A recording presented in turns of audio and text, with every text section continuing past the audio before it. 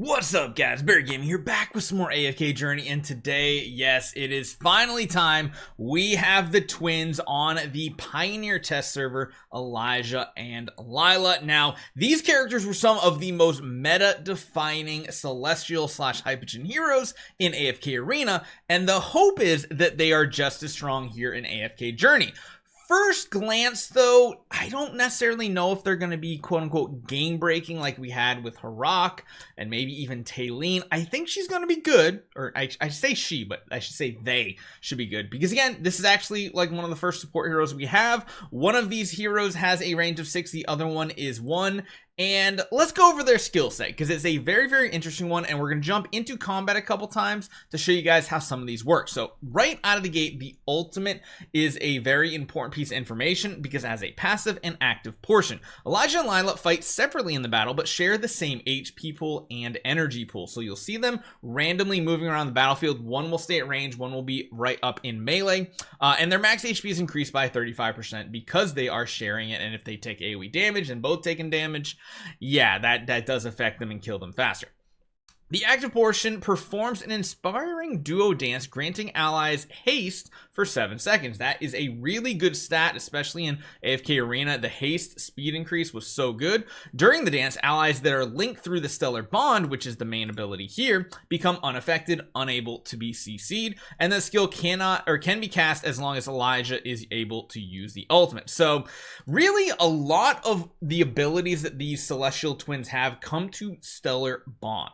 Everything revolves around this because a stellar bond links Elijah and Lialah, forming a straight line link between the aligned heroes on the battlefield. Now, before we even talk about how or what that works, let's just jump into the battle and show you guys how this sets up. So you'll notice there's 2 of them on the battlefield here, right? They can move around to any different combination of spots, and they have this link, this stellar bond that is happening. Now, what happens if you put a hero between them? Well, it matters where they're placed. You see how they're not actually bonded here? It's very much positional how these heroes work. Now, you can do something very short like this, and you can see the bond is now on the Taylene. You can see how it's like stretched. She's connected now. Most of the time, you're going to want these heroes 4 tiles apart like this, where there are going to be 2 different tiles in between, meaning you can have 2 additional heroes linked up. Now, not always are you going to do this, but this is what they're talking about when they're talking about the stellar bond. It's only on the direct tiles that are in between these 2 heroes, and that is very important because almost every one of the twins' abilities revolves around this bond ability. So what does the initial original bond do? It says allied heroes that are placed between them also become linked to this bond. The bond grants a permanent 25% attack bonus to the twins when no other allies are linked. So if you don't put anybody between them and you're building them, I guess, as a damage dealer, they will get a 25% attack bonus. If there is any other heroes in between them, that is null and void. However, the bonus decreases by 5% for every additional one. So you can still get 15%, but it's not going to be the max. It's still good. And that's because the attack value of the twins is actually going to be important for some of these abilities on this hero. Now, when they use Stellar Bond on a 12-second cooldown, Elijah sends a golden glow through the bond to Lialah, restoring energy to all linked allies along the path. That is very big. Another way to boost energy is awesome. Simultaneously, Lialah will send a green glow through that bond to Elijah, healing every linked ally along the way for a certain amount of HP. So they have energy feed, they have healing. Already that sounds like a pretty winning combo, especially considering they also get some attack buffs, which is cool. Move over to Cosmic Protection here. Elijah grants a Lialah and one weakest ally a shield that lasts for 4+ seconds and makes Lialah unaffected, which is pretty cool, meaning they cannot be CC'd so long as that shield is active. And then Lialah will cast a Stellar Pulse on the tiles occupied by Elijah and one other ally placed adjacent to him, dealing damage and blinding. So that's another type of CC effect, not making the enemies allowed to do anything besides their normal attacks, which is pretty cool. And then Stellar Pulse also knocks back enemies surrounding Lialah.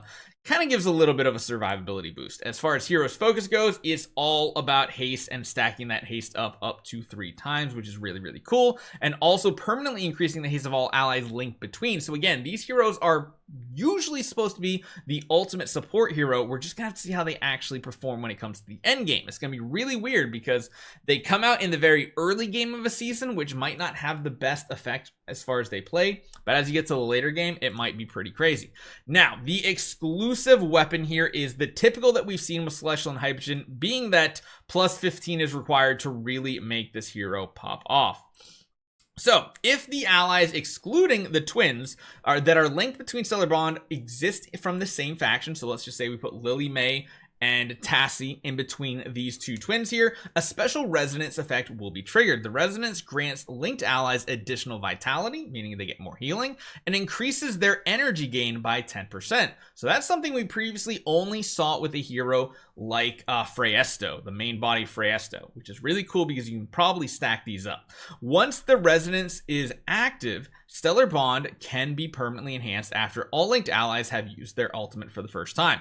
When this is enhanced, allies regain 10% of their energy cost after each ultimate. So that's really, really cool. Not only are you gaining more energy, the linked characters get energy, they're also regaining energy after using ultimate. So you see here at level 2 and 3 at plus 5 and plus 10, just increasing the vitality bonus, which is interesting. But if you go up to plus 15 after Stellar Bond is permanently enhanced, increases the energy returned from allies to 15%. Now that might not sound crazy good, but an additional 5% on already what's going on is important. And then even further, having to do with this bond, again, the bond is all the kit of this character. The twins increase the attack, physical defense, and magic defense of the allies linked through Stellar Bond. The increase is equal to 10% of the highest stats among the linked allies. So Elijah and Lialah don't even have to be the highest statted like attack stat. You could have like a Lily May that just stacks more and more attack, which is crazy. But that value that is shared cannot exceed 25% of the original stats of the affected allies. I think that might be, again, because of heroes like Lily May and her growth ability. These stat boosts are not included when calculating increases from this skill. So you can see everything revolves around this Stellar Bond. Now, immediately what like kind of just goes to my mind here is some sort of crazy type energy feed type team, because like I said, if you're throwing these two heroes on the battlefield here, you want to make sure you get the melee and the range set up. Actually, wait. Yeah, I thought I messed that up. The one that floats, the blue hair, is the melee character. I think something really crazy might happen where you have a setup like this, and then you might want to have like some sort of energy feed with Tassie, which I cannot find her for the life of me.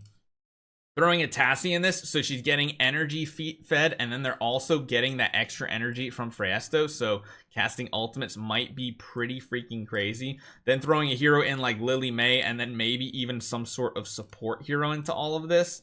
I mean, heck, you could even put like a Rowan in this link right here, and then things can go really, really crazy.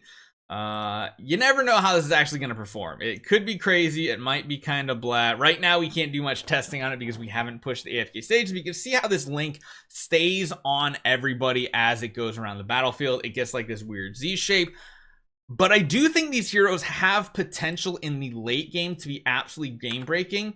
I think what you're going to see is in the early season they're not going to be as impactful because, well, the main thing you focus on is, of course, AFK battles, which they could be something very powerful in. But this is going to be one of the biggest pushes out there, which is Dream Realm. And typically you are pushing in the early game with more heroes like magic damage dealers. You're putting heroes like Coco back in your team, heroes that are really going to help you survive. And it really comes down to how much these heroes are going to be able to survive. And we'll have to just see how that actually works out. So let me know what you guys think about these heroes. I am optimistic they're going to be very good. They do sound like they could potentially even be good in PvP. But as far as bossing, they sound like they're buffing attack, and that's usually what you want, as well as increasing haste and giving additional energy. Let me know what you guys think. Let me know if you guys want to see anything else from these heroes before they come out live. I'll see you guys next time.